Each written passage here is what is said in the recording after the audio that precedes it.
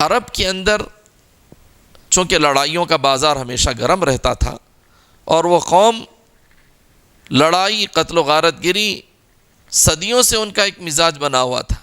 چنانچہ حرب الفجار کے نام سے ایک لڑائی بھی ہوئی تھی اسی زمانے میں، جب آپ علیہ السلام کی عمر شریف یہ 12 سال اور 13 سال کی تھی، تو اس وقت بھی وہ لڑائیوں کا سلسلہ تھا جسے حرب الفجار کہا جاتا ہے۔ فجار جو ہے فسق و فجور، نافرمانی، چونکہ وہ مہینوں میں یہ لڑائی ہو رہی تھی جو حرمت والے مہینے میں تھے۔ اس وقت حضور پاک صلی اللہ علیہ وسلم کے چچا، مختلف لوگ اس لڑائی میں شریک تھے، چونکہ کافروں کی لڑائی کافروں سے ہو رہی تھی، لیکن آپ علیہ السلام اس لڑائی میں چچاؤں کے اصرار کے باوجود آپ شریک باقاعدہ لڑائی کے ساتھ میں نہیں ہوئے، بلکہ آپ علیہ السلام اس سے دوری ہی اختیار کی۔ کیوں؟ اس لیے کہ لڑائی تھی وہ، اور وہ بھی آپس کی لڑائی تھی، آپ اس سے پرہیز کیے۔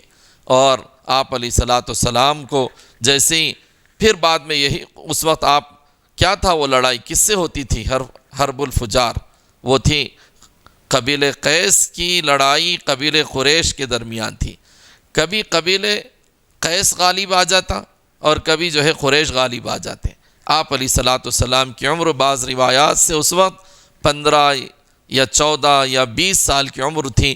بہرحال وہ لڑائیوں کے بعد ان کا سلسلہ یہ بھی طے ہوا کہ یہ لڑائی ہم کب تک لڑتے رہیں گے۔ شاید حضور پاک صلی اللہ علیہ وسلم کی برکت تھی، جو صدیوں سے لڑائیوں میں مصروف رہا کرتے تھے، اس وقت انہوں نے سوچا کہ ہماری لڑائیاں تو رک جانا چاہیے، ختم ہو جانا چاہیے۔ چنانچہ حرب الفجار کے بعد ان کی لڑائی رک گئی، اور وہ معاہدہ کر لیا آپس میں کہ اب ہم لڑائی نہیں کریں گے۔ اور آپ علیہ السلام کی اس درمیان کی اس حالات یہ بتاتے ہیں کہ آپ علیہ السلام کی برکت اہل قریش نے آنکھوں سے دیکھی۔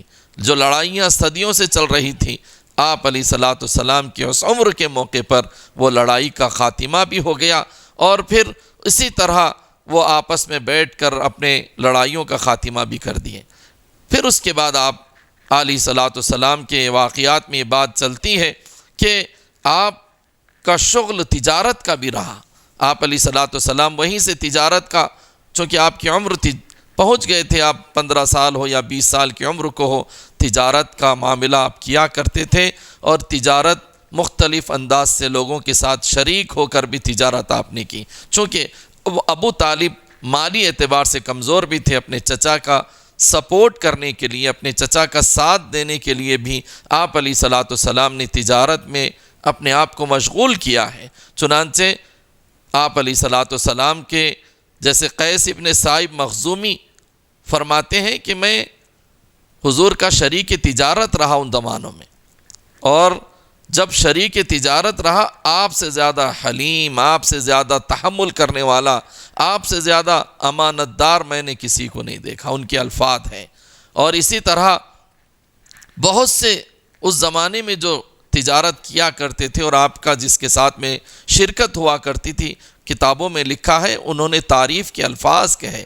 آپ علیہ السلام جس تجارت میں شریک ہوئے، ماشاء الحمدللہ، آپ علیہ السلام اس آپ کے ہر شریک کی تعریف کتابوں میں موجود ہے کہ آپ امانت دار، آپ کی تجارت کا انداز نرالا، آپ کے اندر تحمل، آپ کے اندر بردباری، آپ تمام لوگوں کو لے کر چلنے والے، کسی کو دھوکہ نہ ہو، اور آپ ہر ایک کی تمام چیزوں کو پورا پہنچانے والے۔ یہ آپ مکے کے اندر اس زمانے کی بات ہے جب یہ آپ کو نبوت بھی نہیں ملی تھی۔ پھر اسی اثنا میں ایک واقعہ اسی طرح بھی ہوا، جیسے عبداللہ ابن ابو الحمصہ کہتے ہیں، بعد میں انہوں نے کہا کہ ایک مرتبہ ایسا ہوا کہ میں محمد صلی اللہ علیہ وسلم سے کسی معاملے کے اندر عہد کیا، اور کہا کہ میں آپ سے عہد و پیمان وعدہ لیا، اور وعدہ لے کر گھر گئے، اور گھر جا کر بھول گئے کہ میں نے حضور محمد صلی اللہ علیہ وسلم سے کوئی وعدہ کیا ہے۔ چنانچہ 3 دن گزر گئے، اور 3 دن عبداللہ کے گزر گئے، ابھی عبداللہ ابن ابو الحمصہ کے، اور وہ یاد ہی نہیں رہا۔ 3 دن کے بعد یاد آیا، تو جب اسی جگہ پہنچے جہاں وعدہ کر کے گئے تھے کہ میں ابھی آتا ہوں، تو دیکھا کہ آقا صلی اللہ علیہ وسلم اپنی اس جوانی کے اندر وہیں ٹھہرے ہوئے ہیں۔ کیا معلوم ہو رہا ہے اس سے؟ ہمیں یہ بات معلوم ہو رہی ہے کہ آقا صلی اللہ علیہ وسلم کا نبوت سے پہلے آپ کا بچپن، آپ کی جوانی اور آپ کے حالات اگر ہم پڑھیں سنیں تو اندازہ ہوتا ہے کہ ابھی آپ وعدہ وفائی کا معاملہ دیکھیں۔ آج ہمارے نبی پاک صلی اللہ علیہ وسلم کا ہم کلمہ پڑھنے والے، آپ علیہ السلام کی ہدایتوں کو ماننے والے، آپ کو اپنے نبی ماننے والے، اور آپ علیہ الصلوۃ والسلام پر جھوٹے عشق کے دعوے کرنے والوں کا حال یہ ہے اس وقت میں کہ وعدوں پہ وعدے کر رہے ہیں، ماں باپ سے وعدہ کرتے ہیں، بیوی سے وعدہ کرتے ہیں، بچوں سے وعدہ کرتے ہیں، پڑوسیوں سے وعدہ کرتے ہیں، اور اپنے معاملات میں کتنے وعدہ وفا کر رہے ہیں۔